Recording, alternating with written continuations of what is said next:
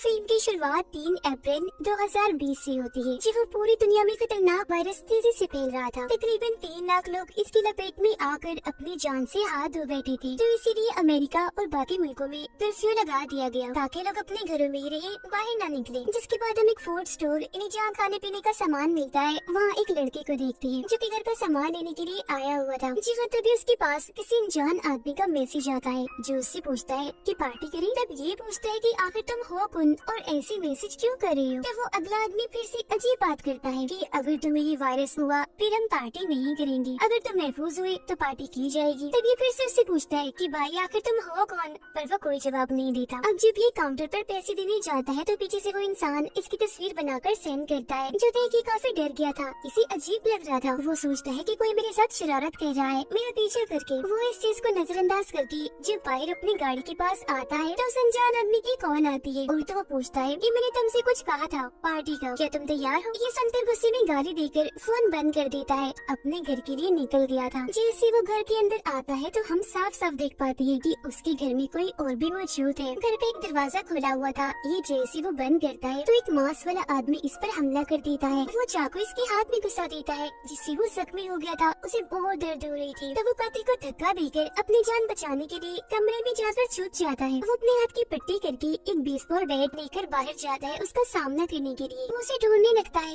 पर तभी पीछे से वो कातिल आकर उसे पकड़ लेता है। वो उसका गला ही काट देता है, जिससे उसकी मौत हो जाती है। अब यहाँ सवाल उठता है कि वो कातिल कौन था। इस सवाल का जवाब हमें आगे मिलेगा। फिर हमें कुछ दिनों के बाद की कहानी दिखाई जाती है। हम एक लड़की को देखते हैं जिसका नाम पार्कर था। इंटरनेट बहुत ज्यादा इस्तेमाल करती थी, फेसबुक, इंस्टा, हर जगह पर पोस्ट डालती रहती थी। कर्फ्यू की वजह से वो अपने घर रहने की तंग आ गई थी, तो छुट्टियां मनाने के लिए वो अपने दोस्त के साथ जाने वाली थी। जाने से पहले वो अपनी तस्वीर बनाकर पोस्ट डाल देती है। डिटेल्स में वो जगह का नाम भी डाल देती है जहाँ वो जा रही थी। दोनों जब वहाँ पहुँचती है तो उसकी दोस्त जिसका नाम मेरी था, वो उसका आलीशान घर देखकर काफी हैरान रह जाती है। कहती है कि छुट्टियाँ गुजारने के लिए तुम्हारा घर एकदम जबरदस्त है, ये बहुत ही बड़ा है और खूबसूरत भी है, जो मुझे बेहद पसंद आया। जिस पर पार्कर जवाब देती है कि काफी सालों पहले मेरे डैड ने ये घर खरीदा था और मैं अपने दोस्तों के साथ यहाँ आती रहती हूँ छुट्टियाँ मनाने के लिए। तभी पार्कर के पास भी अनजान नंबर से मैसेज आता है कि क्या तुम फन कर रही हो, इन्हीं मजे एंजॉय कर रही हो। जिस पर पार्कर भी उससे पूछती है कि आखिर तुम कौन हो, पर बदले में वो इंसान कोई जवाब नहीं देता। फिर दोनों दोस्तें जीत के पास चली जाती है, जो वो अनजान शख्स फिर से उसे मैसेज करता है कि मैं जानता हूँ तुम और तुम्हारी दोस्त झील के पास एंजॉय कर रही हो। ये देखकर पार्कर काफी हैरान रह जाती है, सोचती है कि आखिर ये कौन है जो हमारा पीछा करते करते यहाँ आ गया है और अब हमें देख भी रहा है। वो इस बारे में अपनी दोस्त मेरी को भी बताती है, जिस पर वो जवाब देती है कि ये बात तो काफी अजीब है, मुझे तो लगता है कि ये हमारा दोस्त है जो हमारे साथ मजाक कर रहा है।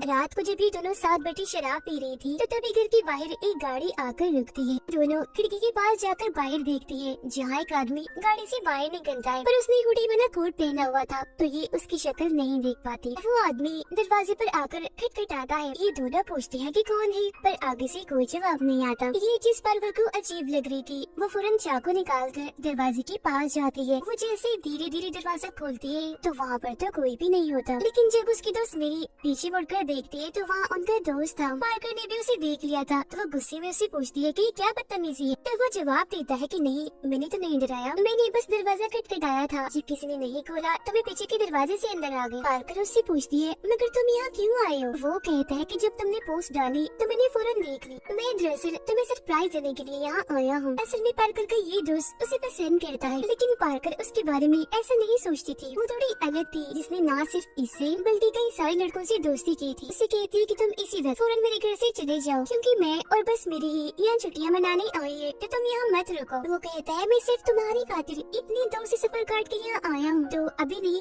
कल सुबह चला जाऊंगा। जिस पर पार्कर उसे सिर्फ आज रात यहाँ गुजारने की इजाजत दे दी थी।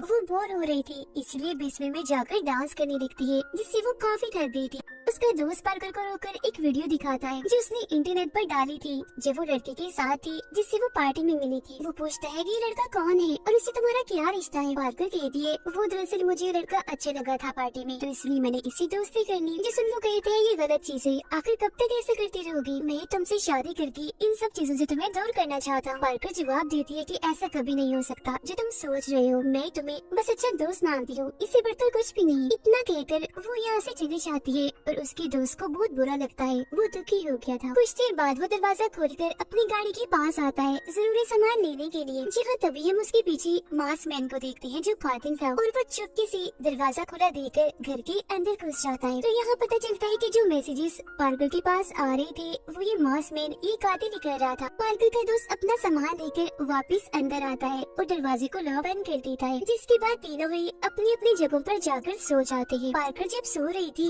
तो उसके कमरे में वो मास्क पहना कातिल आता है जो उसका मोबाइल चुराकर अपने साथ रख लेता है। ऐसे ही वो फिर उसके दोस्त के कमरे में जाकर उसका मोबाइल भी ले लेता है। आधी रात को जब उसके दोस्त की आंख खुलती है तो वो ये देखकर काफी हैरान रह जाता है कि मेरा मोबाइल यहाँ से गायब है। उसे अजीब लग रहा था कि भला ऐसा कौन कर सकता है। तो वो नीचे आकर पूरे घर में अपना मोबाइल ढूंढने लगता है। पार्कर भी जाग गई थी। वो भी जब देखती है कि उसका मोबाइल गायब है तो सोच में पड़ जाती है कि भला ये किसका काम है, मेरा मोबाइल कौन ले सकता है। वो फिर नीचे जाने लगती है। तब उसका दोस्त रास्ते में ही उसे पकड़ लेता है। वो कोई शोर न करे उसके मुंह पर हाथ रख लेता है और फिर आहिस्ता से उसे बताता है कि गौर से मेरी बात सुनो, हम तीनों के अलावा घर में कोई चौथा आदमी भी है जो बिन बुलाए यहाँ आ गया है, जो खतरनाक है, मास्क पहना हुआ है और उसके पास चाकू भी है। मैंने उसे घर में घूमते हुए देखा है। तो अब तुम ऐसा करो, चाबी लेकर बाहर गाड़ी में जाओ। मैं मेरे को जगा कर उसे भी भेजता हूँ ताकि वो तुम दोनों को कोई नुकसान न पहुँचाते। ये सुनकर पार्कर उसकी गाड़ी की चाबी देती है और खिड़की से बाहर आ जाती है। गाड़ी में बैठकर फिर वो दोनों के आने का इंतजार करने लगती है। खिड़की से वो देखती है कि वो मास्क पहना आदमी मिरी के कमरे में है और चाकू से बस उसे मारने ही वाला है। अब इससे पहले वो चाकू से उस पर वार करता, उनका दोस्त आकर कातिल को रोक देता है। वो फिर कातिल से लड़ने लगता है। तब तक मेरी भी जाग गई थी तो उनका दोस्त कहता है कि जल्दी करो, भागो यहाँ से, बाहर गाड़ी में जाकर बैठो। तो वो ऐसे ही करती है, फौरन भागकर गाड़ी की तरफ जाने लगती है। दोनों लड़कियां गाड़ी में बैठकर अपने दोस्त के आने का इंतजार करने लगती है। कातिल से लड़ने के बाद वो वहाँ से भागने लगता है तो कातिल चाकू से काफी बुरी तरह उस पर वार करता है, जिससे वो काफी जख्मी हो गया था। उसका खून बहने लगता है। उधर तभी दरवाजा खुलता है। दोनों लड़कियां देखती है कि उनका दोस्त बाहर आ रहा है। ठीक नहीं है, वो बहुत जख्मी है। वो जब उसके पैरों की तरफ देखती है तो दंग रह जाती है क्योंकि वो हवा में लटका हुआ था। तभी फौरन उसके पीछे कातिल भी निकल कर आता है। लड़कियां ये देखकर काफी डर जाती है कि कातिल ने उसके पेट पर एक भाला घुसाया हुआ है और उसके जरिए ही वो हवा में लटक रहा है। अब जाहिर है उसे इतनी तकलीफ थी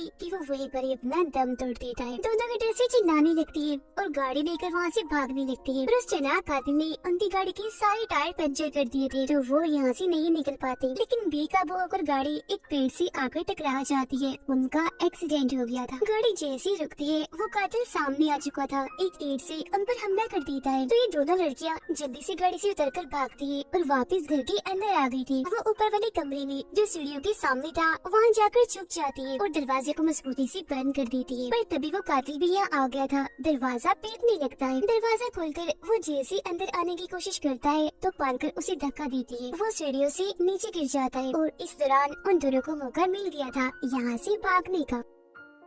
पार्कर खिड़की तोड़ देती है और यहाँ से निकलकर छत की तरफ जाने लगती है। वो अपने दोस्त को कहती है कि तुम भी मेरे पीछे पीछे आओ। पर जब मेरी वहाँ से गुजर रही थी तो खिड़की से कातिल उसे पकड़ लेता है। वो जोर से उसे धक्का देता है जिससे वो नीचे जाकर गिरती है। उस बेचारे की टांग टूट गई थी। काफी तेज खून बहने लगता है। बहुत जख्मी थी। उसकी हालत खराब होने लगती है। नीचे आकर पार्कर फौरन किचन में जाती है चाकू लेने के लिए। पर तभी यहाँ कातिल भी पहुँच चुका था। वो उसके हाथ में चाकू घुसा देता है जिससे वो जख्मी हो गई थी। लेकिन अभी भी वो हिम्मत नहीं हारती, उसका मुकाबला करती है। पर वो कातिल उस पर भारी पड़ के उसे काफी पीटता है। मगर इसी बीच पार्कर उसके ऊपर आकर स्टील की कोई काफी मजबूत चीज उसके सर में घुसा देती है। तब उसके मुंह से खून आने लगता है और वो फौरन बेहोश हो गया था। ये देखकर पार्कर सुकून का सांस लेती है क्योंकि उसे लग रहा था कि खतरा टल चुका है। पर जब उसकी नजर दरवाजे पर पड़ती है तो वो काफी हैरान रह गई थी क्योंकि इस कातिल का दूसरा साथी भी अंदर आ चुका था। वो अपने साथी को मरा हुआ समझकर दुखी होकर रोने लगता है। पार्कर फौरन यहाँ से भागकर बाहर अपने दोस्त के पास आती है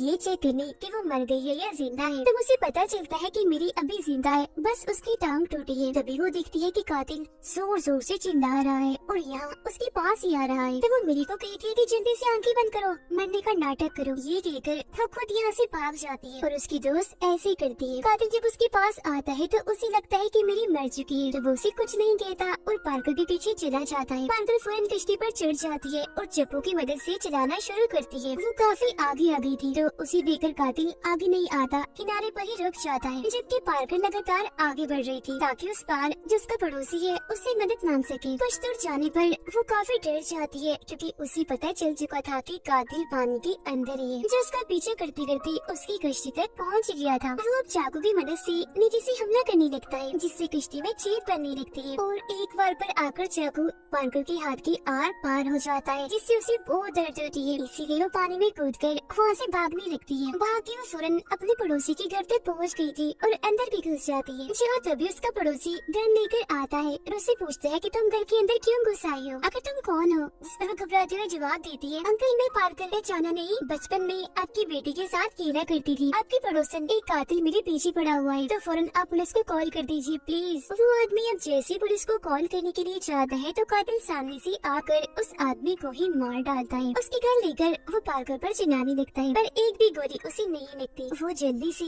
खिड़की के जरिए बाहर आती है और वहाँ से भागने लगती है। उधर मेरी अपनी टूटी हुई टांग के साथ जैसे तैसे घर के अंदर आ चुकी थी। वो कुर्सी को तोड़कर लकड़ी से अपनी टांग को सहारा देने की कोशिश करती है। वो फिर उस पर पट्टी लगाकर एक किस्म का प्लास्टर बना लेती है। तभी वो देखती है कि मांस वाला कातिल जो बेहोश पड़ा हुआ था उसे होश आ गई है। वो भी मेरी को देख लेता है और पकड़कर मारने की कोशिश करता है, पर तभी वो अपने साइड में पड़ा हुआ चाकू उठाकर इस कातिल के गले में घुसा देती है। उसको बहुत तेजी से खून निकलने लगता है और इस कातिल की मौत हो जाती है। पार्कर भागते हुए जैसे सड़क पर आती है तो दूसरा कातिल जिसका पीछे कर रहा था उसे पकड़ लेता है, लेकिन तभी पार्कर उसके सिर पर वार करती है जिससे वो बेहोश हो गया था। वो फिर उठती है, आगे बढ़ने लगती है और सामने से आने वाली गाड़ी को रोक लेती है। उस गाड़ी में एक बड़ी औरत थी जो उससे पूछती है कि क्या हुआ तुम्हें, तुम ठीक हो? तो पार्कर उसे सारी बात बता देती है और मदद मांगती है कि मुझे गाड़ी में बिठा दीजिए प्लीज और यहाँ से ले जाइए। तो औरत जवाब देती है कि बगैर मास्क के मैं तुम्हें गाड़ी में नहीं बिठा सकती। वो उसे एक मास्क देते हुए कहती है कि ये लगाओ और आ जाओ गाड़ी के अंदर। पर जैसे पार्कर मास्क पहन के अंदर आती है वो फौरन बेहोश हो गई थी, क्योंकि असल में ये औरत भी कातिल से मिली हुई थी और जो मास्क उसने पार्कर को दिया था उस पर बेहोशी की दवाई लगाई हुई थी।